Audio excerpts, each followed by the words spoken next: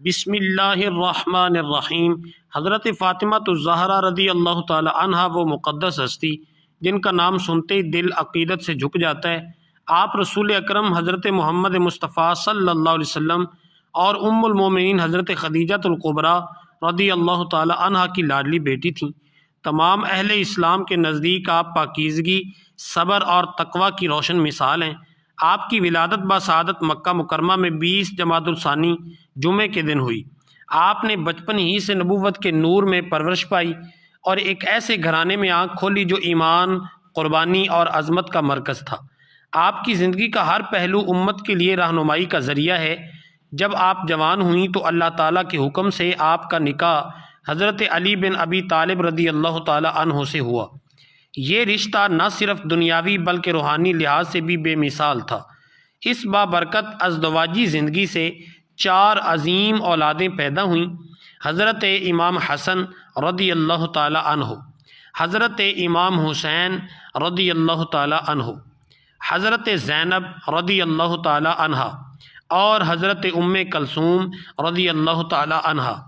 یہ سب وہ ہستیاں ہیں جنہوں نے اسلام کی تاریخ میں ناقابل فراموش کردار ادا کیا۔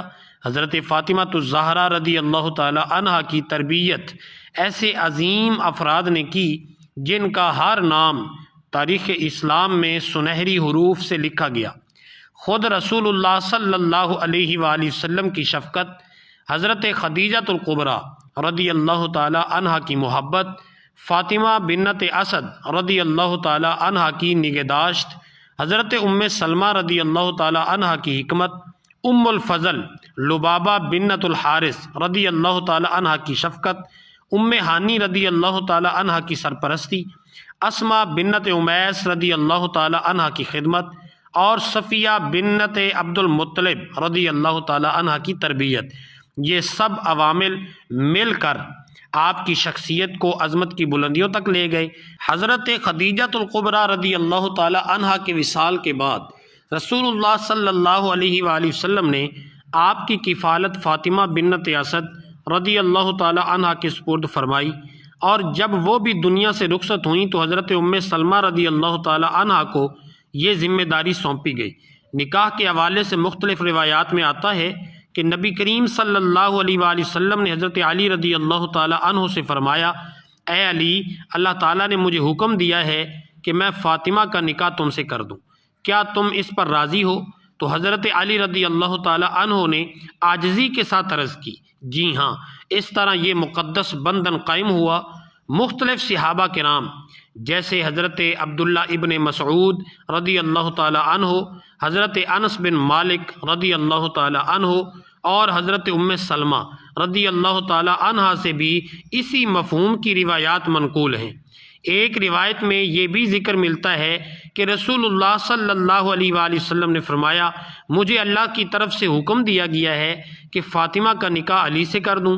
حضرت فاطمہ الزہرا رضی اللہ تعالی عنہا نے اپنی پوری زندگی سادگی، عبادت، صبر اور اپنے والد محترم کی محبت میں گزاری۔ آپ اپنے والد گرامی رسول اللہ صلی اللہ علیہ وآلہ وسلم کی وفات کے بعد زیادہ عرصہ زندہ نہ رہ سکیں اور چند ہی ماہ بعد سن 11 ہجری میں اس دنیا سے پردہ فرما گئیں۔ آپ کی زندگی کا ہر لمحہ امت کے لیے ایک سبق ہے، صبر کا سبق، وفا کا سبق اور اللہ کی رضا پر راضی رہنے کا سبق۔ بعض روایات کے مطابق حضرت علی رضی اللہ تعالی عنہ نے خود نکاح کی خواہش کا اظہار کیا تو نبی اکرم صلی اللہ علیہ وسلم نے اسے قبول فرمایا اور ارشاد فرمایا، مرحبا و اہلا۔ نکاح کے چند ماہ بعد یکم ذوالحجہ کو حضرت فاطمہ رضی اللہ تعالی عنہا کی رخصتی ہوئی۔ رخصتی کے پر نور جلوس میں آپ رضی اللہ تعالی عنہا کا اشب نامی ناقہ پر سوار تھیں اور اس کے سوار بان حضرت سلمان الفارسی رضی اللہ تعالیٰ عنہ تھے۔ ازواج مطہرات رضی اللہ تعالیٰ عنہ جلوس کے آگے آگے چل رہی تھیں، جبکہ بنی ہاشم ننگی تلواریں لیے جلوس کے ساتھ تھے۔ جلوس نے مجلس کے گرد چکر لگایا، پھر حضرت فاطمہ رضی اللہ تعالی عنہا کو حضرت علی رضی اللہ تعالی عنہ کے گھر اتارا گیا۔ اس موقع پر رسول اللہ صلی اللہ علیہ وآلہ وسلم نے پانی طلب فرمایا، اس پر دم کیا اور دعائیں پڑھی۔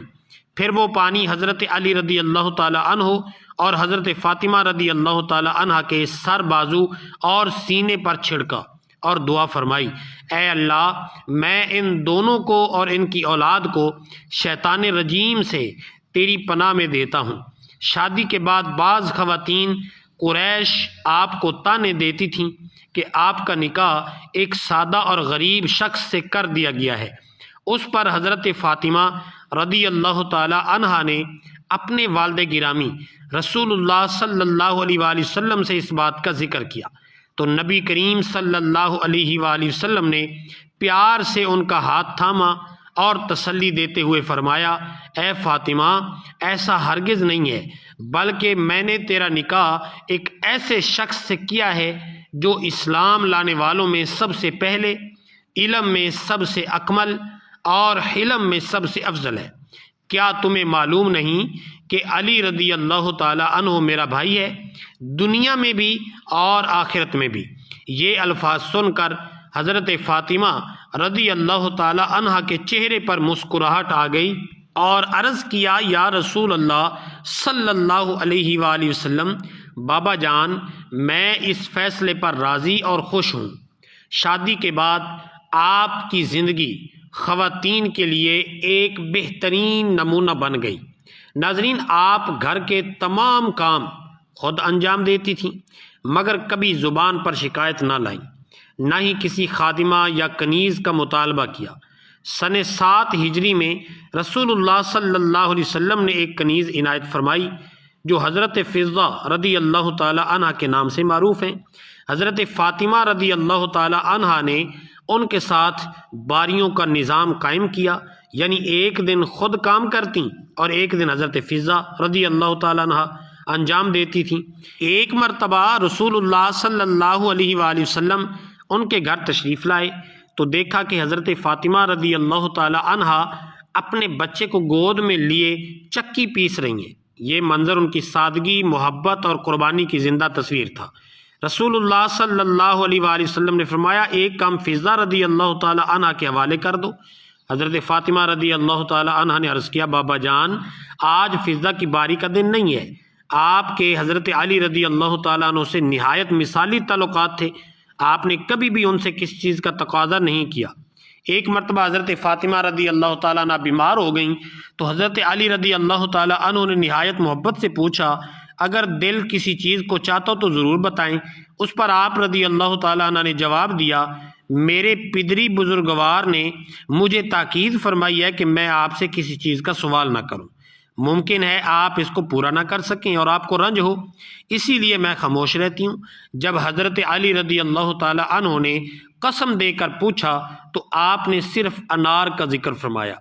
حضرت فاطمہ رضی اللہ تعالی عنہ نے اپنی زندگی میں کئی مواقع دیکھے جہاں حضرت علی رضی اللہ تعالی عنہ نے میدان جنگ میں نمایاں کردار ادا کیا، مگر آپ نے کبھی یہ خواہش ظاہر نہ کی کہ وہ جنگ میں نہ جائیں، بلکہ ہمیشہ صبر اور حوصلے کا مظاہرہ کیا۔ غزوہ احد کے موقع پر حضرت علی رضی اللہ تعالیٰ عنہ نے 16 زخم کھائے اور رسول اللہ صلی اللہ علیہ وآلہ وسلم کا چہرہ مبارک بھی زخمی ہوا، تو اس نازک وقت میں بھی حضرت فاطمہ رضی اللہ تعالی عنہ نے نہایت ہمت اور استقامت کا مظاہرہ کیا، مرہم پٹی کی، علاج کیا اور تلواروں کو صاف کرنے جیسے اہم کام سر انجام دیے۔ واقعہ مباہلہ تاریخ اسلام کا ایک عظیم اور مشہور واقعہ ہے اور ان چند مواقع میں سے ایک ہے جب حضرت فاطمہ رضی اللہ تعالی عنہ کو گھر سے باہر تشریف لانا پڑا۔ جب نجران کے عیسائی رسول اللہ صلی اللہ علیہ وآلہ وسلم کی خدمت میں حاضر ہوئے اور حضرت عیسیٰ علیہ السلام کے بارے میں بحث کرنے لگے کہ وہ اللہ کے بیٹے ہیں اور کسی دلیل کو قبول نہ کیا، تو اللہ تعالیٰ نے قرآن مجید میں آیت نازل کی، فَمَنْ حَاجَّكَ فِيهِ مِن بَعْدِ مَا جَاءَكَ مِنَ الْعِلْمِ فَقُلْ تَعَالُوا نَدْعُ أَبْنَاءَنَا وَأَبْنَاءَكُمْ وَنِسَاءَنَا وَنِسَاءَكُمْ وَأَنفُسَنَا وَأَنفُسَكُمْ ثُمَّ نَبْتَهِلْ۔ پھر فیصلہ ہوا کہ دونوں فریق اپنے اپنے برگزیدہ افراد کو لے کر آئیں گے اور اللہ کی بارگاہ میں دعا کریں گے تاکہ سچ اور جھوٹ کا فیصلہ ہو جائے۔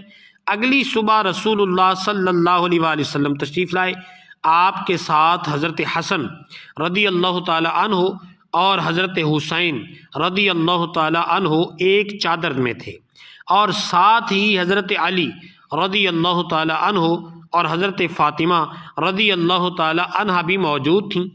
جب عیسائیوں نے یہ نورانی چہرے دیکھے تو وہ خوف اور ہیبت میں مبتلا ہو گئے۔ ان کے سردار نے کہا، میں ایسے چہرے دیکھ رہا ہوں کہ اگر یہ اللہ سے بد دعا کر دیں تو روئے زمین پر ایک بھی عیسائی باقی نہ رہے۔ یہ سن کر انہوں نے مباہلے سے پیچھے ہٹنے کا فیصلہ کر لیا۔ یہ واقعہ حضرت فاطمہ الزہرا سلام اللہ علیہا کی عظمت، مقام اور اللہ کے نزدیک قربت کا واضح ثبوت ہے۔ ام المومنین حضرت عائشہ رضی اللہ تعالی عنہا سے روایت ہے کہ وصال سے قبل مرض وصال کے ایام میں رسول اللہ صلی اللہ علیہ وآلہ وسلم نے حضرت فاطمہ رضی اللہ تعالی عنہا کو اپنے قریب بلایا اور ان کے کان میں آہستہ سے کچھ ارشاد فرمایا۔ یہ سن کر حضرت فاطمہ رضی اللہ تعالی عنہا رونے لگیں۔ پھر نبی کریم صلی اللہ علیہ وآلہ وسلم نے دوبارہ سرگوشی فرمائی تو وہ مسکرانے لگیں۔ حضرت عائشہ رضی اللہ تعالی عنہا فرماتی ہیں کہ میں نے اس کی وجہ پوچھی تو حضرت فاطمہ رضی اللہ تعالی عنہا نے بتایا، پہلی مرتبہ میرے بابا جان نے اپنی وصال کی خبر دی، اس لیے میں رو پڑی۔ پھر انہوں نے فرمایا کہ سب سے پہلے میں ہی ان سے جا کر ملوں گی، تو میں خوشی سے مسکرا دی۔ تو حضرت حذیفہ رضی اللہ تعالی عنہ بیان کرتے ہیں کہ رسول اللہ صلی اللہ علیہ وآلہ وسلم نے ارشاد فرمایا، ایک فرشتہ جو اس رات سے پہلے کبھی زمین پر نہیں آیا تھا، اس نے اپنے رب سے اجازت طلب کی کہ وہ حاضر ہو کر سلام پیش کرے اور یہ خوشخبری سنائے کہ حضرت فاطمہ رضی اللہ تعالی عنہا جنت کی تمام عورتوں کی سردار ہیں، اور حضرت حسن رضی اللہ تعالی عنہ اور حضرت حسین رضی اللہ تعالی عنہ جنت کے تمام جوانوں کے سردار ہیں۔ حضرت مصعب بن مخرمہ رضی اللہ تعالی عنہ سے روایت ہے کہ نبی کریم صلی اللہ علیہ وآلہ وسلم نے فرمایا، فاطمہ میری جان کا حصہ ہے، جس نے اسے ناراض کیا اس نے مجھے ناراض کیا۔ حضرت عبداللہ بن زبیر رضی اللہ تعالی عنہ فرماتے ہیں کہ رسول اللہ صلی اللہ علیہ وآلہ وسلم نے ارشاد فرمایا، بے شک فاطمہ میری جان کا حصہ ہے، جو چیز اسے تکلیف دیتی ہے وہ مجھے تکلیف دیتی ہے، اور جو اسے مشقت میں ڈالے وہ مجھے مشقت میں ڈالتا ہے۔ ابو حنظلہ رضی اللہ تعالی عنہ سے روایت ہے کہ رسول اللہ صلی اللہ علیہ وآلہ وسلم نے فرمایا، بے شک فاطمہ میری جان کا حصہ ہے، جس نے اسے ستایا اس نے مجھے ستایا۔ حضور صلی اللہ علیہ وآلہ وسلم کے آزاد کردہ غلام حضرت ثوبان رضی اللہ تعالیٰ عنہ بیان کرتے ہیں کہ جب بھی رسول اللہ صلی اللہ علیہ وآلہ وسلم سفر کا ارادہ فرماتے تو اپنے اہل خانہ میں سے سب سے آخر میں جس سے گفتگو کرتے وہ حضرت فاطمہ رضی اللہ تعالیٰ عنہا ہوتیں، اور جب سفر سے واپس تشریف لاتے تو سب سے پہلے جن کے پاس جاتے وہ بھی حضرت فاطمہ رضی اللہ تعالی عنہا ہی ہوتیں۔ یہ محبت، قربت اور مقام اس بات کی واضح دلیل ہے کہ حضرت فاطمہ رضی اللہ تعالی عنہا نبی کریم صلی اللہ علیہ وسلم کے دل کے کس قدر قریب تھیں۔ ایک اور مشہور حدیث جسے حدیث کسا بھی کہا جاتا ہے، اس کے مطابق رسول اللہ صلی اللہ علیہ وسلم نے ایک یمنی چادر کے نیچے حضرت فاطمہ رضی اللہ تعالی عنہ، حضرت علی رضی اللہ تعالی عنہ، حضرت حسن رضی اللہ تعالی عنہ اور حضرت حسین رضی اللہ تعالی عنہ کو جمع فرمایا۔ پھر ارشاد فرمایا، بے شک اللہ تعالیٰ چاہتا ہے کہ اہل بیت سے ہر ناپاکی کو دور فرما دے اور انہیں ایسا پاک کرے جیسا کہ پاک کرنے کا حق ہے۔ یہ واقعہ حضرت فاطمہ رضی اللہ تعالی عنہا کے بلند مقام، طہارت اور عظمت کی واضح دلیل ہے۔ ناظرین کرام، مگر سوال یہ پیدا ہوتا ہے کہ دنیا کی سب سے پاکیزہ خاتون سیدۃ النساء العالمین حضرت فاطمہ الزہرا رضی اللہ تعالی عنہا کی پیدائش کے وقت ایسا کیا ہوا کہ مکے کی تمام دائیوں نے حضرت خدیجہ رضی اللہ تعالی عنہا کو تنہا چھوڑ دیا؟ آخر درد ذہ کے اس نازک وقت میں انہیں کیوں اکیلا کر دیا گیا؟ کیوں مکے کے سرداروں نے رسول اللہ صلی اللہ علیہ وآلہ وسلم کے گھر کا گھیراؤ کیا؟ یہ سب اس زمانے کے سخت حالات اور مخالفت کا نتیجہ تھا۔ روایت میں آتا ہے کہ جب رسول اللہ صلی اللہ علیہ وآلہ وسلم ایک کامیاب تجارتی سفر سے واپس مکہ تشریف لائے تو حضرت خدیجہ رضی اللہ تعالی عنہا نے نکاح کا پیغام بھجوایا۔ نبی کریم صلی اللہ علیہ وآلہ وسلم نے سب سے پہلے یہ بات اپنے محترم چچا حضرت ابو طالب کے سامنے رکھی، پھر دیگر چچاؤں سے مشورہ کیا۔ سب نے متفقہ طور پر اس بابرکت رشتے کو قبول کرنے کا فیصلہ کیا۔ پھر وہ مبارک لمحہ آیا جب رسول اللہ صلی اللہ علیہ وآلہ وسلم اور حضرت خدیجہ رضی اللہ تعالی عنہ کا نکاح منعقد ہوا۔ اس تقریب میں حضرت خدیجہ رضی اللہ تعالی عنہ کے قریبی عزیز جیسے عمر بن اسد اور ورقہ بن نوفل موجود تھے۔ نکاح کا خطبہ حضرت ابو طالب نے پڑھا اور حضرت خدیجہ رضی اللہ تعالی عنہ کی جانب سے ورقہ بن نوفل نے جواب دیا۔ بے شک حضرت خدیجہ رضی اللہ تعالی عنہ کی نہایت با اثر اور معزز خواتین میں شمار ہوتی تھیں، مگر جب نبی کریم صلی اللہ علیہ وسلم نے دعوت حق کا آغاز کیا تو حالات بدل گئے۔ مکے کی عورتوں نے بھی حضرت خدیجہ رضی اللہ تعالی عنہ سے کنارہ کشی اختیار کر لی اور انہیں تانے دینے لگیں کہ خدیجہ نے ایک یتیم اور تنگ دست نوجوان سے نکاح کر کے اپنی شان کم کر لی ہے۔ اس روایت کے باعث حضرت خدیجہ رضی اللہ تعالی عنہ کو سماجی تنہائی کا سامنا کرنا پڑا، یہاں تک کہ شب معراج کی بابرکت رات جب رسول اللہ صلی اللہ علیہ وآلہ وسلم جنت کے مناظر سے گزر رہے تھے تو حضرت جبرائیل علیہ السلام نے آپ صلی اللہ علیہ وآلہ وسلم کی خدمت میں درخت طوبہ کا ایک خاص میوہ پیش کیا۔ جب نبی کریم صلی اللہ علیہ وآلہ وسلم زمین پر تشریف لائے تو اسی نورانی میوے کے اثر سے حضرت فاطمہ رضی اللہ تعالی عنہ کی ولادت کا سبب بنا۔ اگرچہ واقع معراج مکہ مکرمہ کے آخری دور میں پیش آیا، مگر مفسرین نے لکھا کہ نبی مکرم صلی اللہ علیہ وسلم کو معراج کئی مرتبہ نصیب ہوئی، جیسا کہ متعدد احادیث میں اس کی طرف اشارہ ملتا ہے۔ نبی کریم صلی اللہ علیہ وسلم اپنی لاڈلی بیٹی حضرت فاطمہ رضی اللہ تعالی عنہ سے بے حد محبت فرماتے تھے۔ آپ انہیں کثرت سے بوسہ دیا کرتے تھے۔ ایک دن آپ کی زوجہ نے عرض کیا، یا رسول اللہ صلی اللہ علیہ وآلہ وسلم، آپ فاطمہ کو اتنا زیادہ کیوں چومتے ہیں؟ تو نبی کریم صلی اللہ علیہ وآلہ وسلم نے فرمایا، جب بھی میں فاطمہ کو بوسہ دیتا ہوں تو مجھے اس میں جنت کی خوشبو محسوس ہوتی ہے۔ یہ روایت مختلف محدثین جیسے امام بخاری، امام سیوطی اور امام طبری رحمہم اللہ نے اپنی کتب میں نقل کی ہے۔ یہ عظیم مولود ہے، ایک پاکیزہ اور نورانی نسبت کے ساتھ دنیا میں تشریف لائیں۔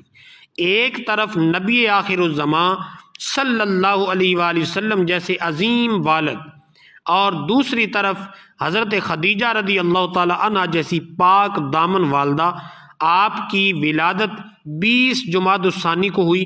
آپ گویا سورۃ الکوثر کی عملی تفسیر بن کر آئیں، جس نے مخالفین کے طعنے اور الزامات کو خاموش کر دیا۔ امام طبری نے ولادت کا واقعہ اس انداز میں نقل کیا ہے کہ جب سے حضرت خدیجہ رضی اللہ تعالی عنہ نے نبی کریم صلی اللہ علیہ وآلہ وسلم سے نکاح فرمایا، مکے کی عورتوں نے ان سے تعلقات ختم کر لیے، نہ کسی خوشی میں شریک ہوتیں اور نہ کسی مشکل میں ساتھ دیتی تھیں۔ جب حضرت فاطمہ رضی اللہ تعالی عنہ کی ولادت کا وقت قریب آیا اور درد ذیل شروع ہوا تو قریش کی عورتوں کو پیغام بھیجا گیا کہ وہ مدد کے لیے آئیں، مگر انہوں نے انکار کر دیا اور طعنہ دیتے ہوئے کہا، تم نے ہماری بات نہ مانی اور ایک یتیم اور تنگ دست سے نکاح کیا ہے۔ اب اسی سے کہو کہ تمہارے لیے دائی کا انتظام کرے، ہم ہرگز نہیں آئیں گی۔ یہ سن کر حضرت خدیجہ رضی اللہ تعالی عنہ کو شدید رنج ہوا۔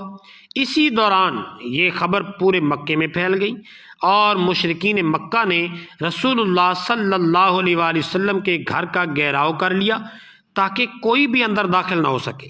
یہ وہ لمحہ تھا جب آزمائش اپنی انتہا پر تھی۔ مگر اللہ کی قدرت نے اسی تنہائی کو عظمت میں بدل دیا، اور ایک ایسی ہستی دنیا میں آنے والی تھی جو رہتی دنیا تک پاکیزگی، صبر اور عزت کی علامت بننے والی تھی۔ خیر، وضع حمل کے سخت ترین لمحات کا آغاز ہوتا ہے۔ حضرت خدیجہ رضی اللہ تعالی عنہا تنہا ہیں، کوئی مددگار نہیں، دل کی دھڑکنیں تیز ہو رہی ہیں اور لوگوں کی سرد مہری دل کو مزید تکلیف دے رہی ہے۔ اچانک ایک نور ظاہر ہوتا ہے، فضا روشن ہو جاتی ہے۔ حضرت خدیجہ رضی اللہ تعالی عنہا آنکھیں کھولتی ہیں تو اپنے پاس 4 باوقار خواتین کو کھڑا پاتی ہیں۔ آپ گھبرا جاتی ہیں، مگر ان میں سے ایک خاتون تسلی دیتے ہوئے کہتی ہے، پریشان نہ ہوں، ہمیں اللہ تعالیٰ نے آپ کی مدد کے لیے بھیجا ہے۔ یہ مبارک خواتین حضرت فاطمہ رضی اللہ تعالیٰ عنہ کی ولادت تک حضرت خدیجہ رضی اللہ تعالیٰ عنہ کے ساتھ رہیں۔ جب حضرت فاطمہ رضی اللہ تعالیٰ عنہ کی ولادت ہو گئی اور بعد میں حضرت خدیجہ رضی اللہ تعالیٰ عنہ نے یہ واقعہ رسول اللہ صلی اللہ علیہ وآلہ وسلم سے بیان کیا تو نبی کریم صلی اللہ علیہ وآلہ وسلم نے فرمایا، وہ عظیم خواتین حضرت آسیہ زوجہ فرعون، حضرت مریم بنت عمران، حضرت سارہ اور حضرت کلثوم تھیں۔ حضرت فاطمہ رضی اللہ تعالی عنہ کی ولادت کے وقت اللہ تعالیٰ کے حکم سے جنت کی حوریں بھی حاضر ہوئیں۔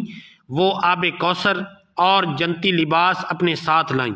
انہوں نے حضرت فاطمہ رضی اللہ تعالی عنہ کو آب کوثر سے غسل دیا اور جنتی کپڑوں میں لپیٹ دیا۔ اسی لمحے آسمان پر ایسا نور ظاہر ہوا جس جیسا نور فرشتوں نے بھی پہلے کبھی نہ دیکھا تھا۔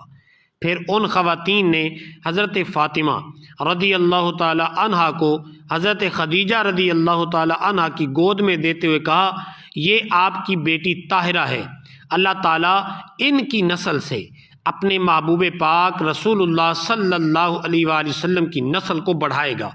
روایت میں آتا ہے کہ حضرت ام ایمن رضی اللہ تعالی عنہا مبارکباد دینے کے لیے رسول اللہ صلی اللہ علیہ وآلہ وسلم کے گھر کی طرف جا رہی تھیں۔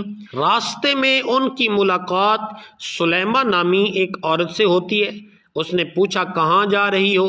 حضرت ام ایمن رضی اللہ تعالی عنہا نے جواب دیا، رسول اللہ صلی اللہ علیہ وآلہ وسلم کے گھر بیٹی کی ولادت ہوئی ہے، میں مبارکباد دینے کے لیے جا رہی ہوں۔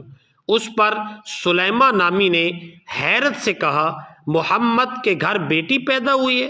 بیٹا تو نہیں ہوا، تم مبارکباد دینے جا رہی ہو؟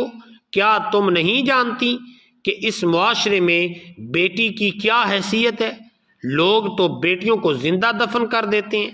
حضرت ام ایمن رضی اللہ تعالی عنہا نے پر یقین لہجے میں فرمایا، یہ بیٹی کسی عام انسان کے گھر نہیں بلکہ اللہ کے رسول محمد صلی اللہ علیہ وآلہ وسلم کے گھر پیدا ہوئی ہے۔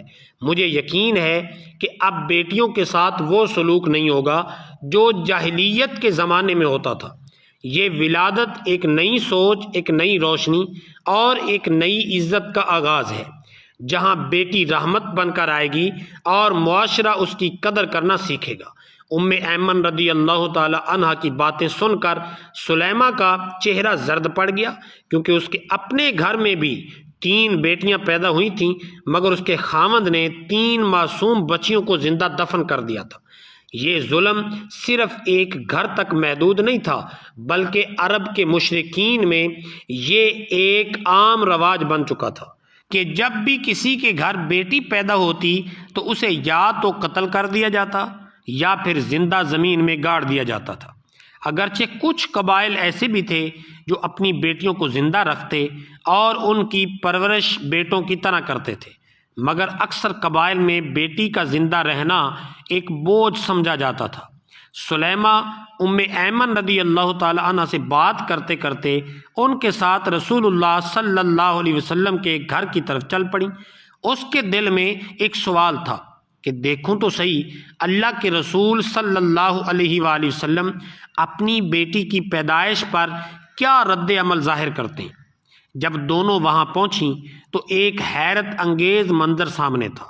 رسول اللہ صلی اللہ علیہ وآلہ وسلم اپنی ننھی بیٹی کو گود میں لیے ہوئے تھے، بے پناہ محبت سے اسے سینے سے لگائے ہوئے تھے، اس کے چہرہ مبارک کو بوسہ دے رہے تھے۔ جو بھی مبارکباد دینے آتا آپ صلی اللہ علیہ وآلہ وسلم خوشی کے ساتھ اس کا جواب دیتے اور مسکرا کر دعائیں دیتے۔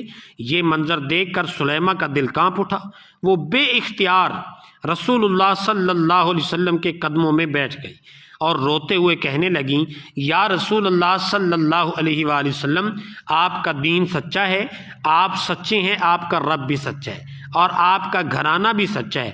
یہ وہ لمحہ تھا جب جہالت کے اندھیرے ٹوٹ رہے تھے اور رحمت، محبت اور انصاف کا نیا دور شروع ہو رہا تھا۔ اسی دوران ایک اور ایمان افروز واقعہ بیان کیا جاتا ہے۔ ایک دن رسول اللہ صلی اللہ علیہ وآلہ وسلم مسجد نبوی میں صحابہ کرام کے ساتھ تشریف فرما تھے۔ اچانک ایک شخص گھبرایا ہوا حاضر ہوا، اس کے چہرے پر ندامت اور آنکھوں میں آنسو تھے۔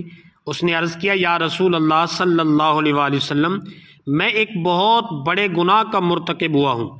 جاہلیت کے زمانے میں میرے ہاں ایک بیٹی پیدا ہوئی، میں نے اسے کچھ سال پالا، وہ بہت مجھے چاہتی تھی۔